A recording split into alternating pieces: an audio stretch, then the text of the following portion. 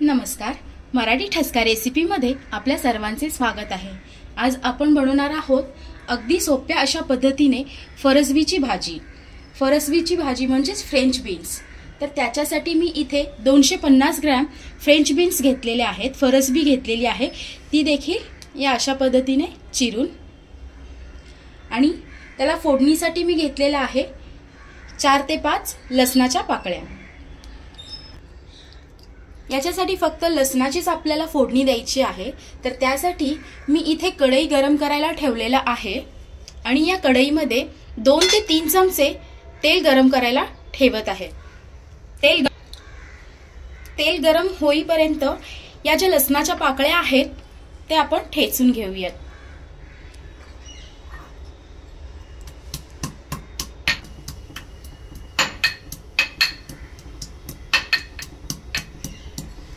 हे अशा पद्धतीने लसूण जे आहे ठेचून घ्यायचं आहे आणि तेल गरम झालं की ते फोडणीमध्ये टाकायचे।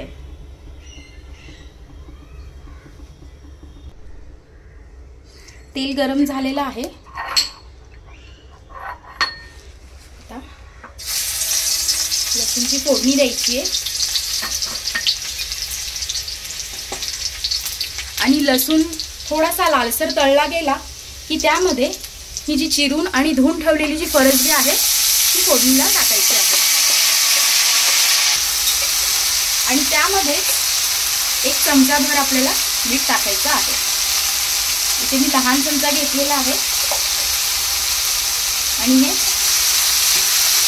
मिक्स करून घ्यायचं आहे।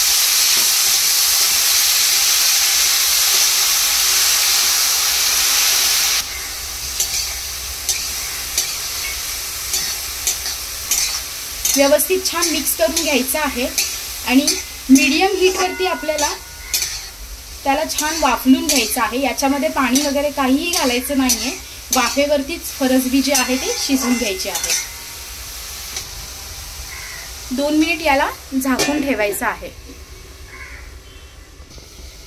2 मिनिट झालेले आहेत।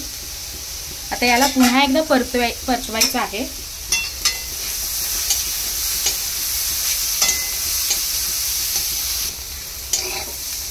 याला छान सगळ्या बाजूनी परतून घेतल्यानंतर ना पुन्हा एकदा याला 2 मिनिट आपल्याला वाफ द्यायची आहे।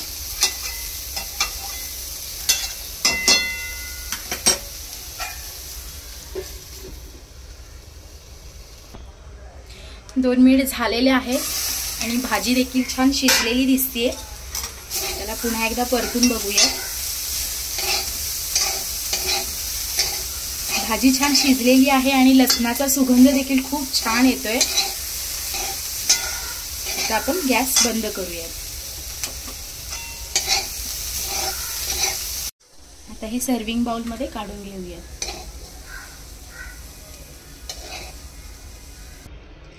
तयार आहे गरमागरम अशी फरसबीची भाजी। ही भाजी तुम्ही तांदळाच्या भाकरी सोबत किंवा वरण भाताबरोबर देखील खूप छान लागते आणि लहान मुलं देखील ही आवडीने खातात। तर तुम्ही देखील ही भाजी नक्की ट्राय करून बघा आणि मराठी ठसका रेसिपीला सबस्क्राइब केला नसाल तर चॅनलला सबस्क्राइब करायला विसरू नका। धन्यवाद।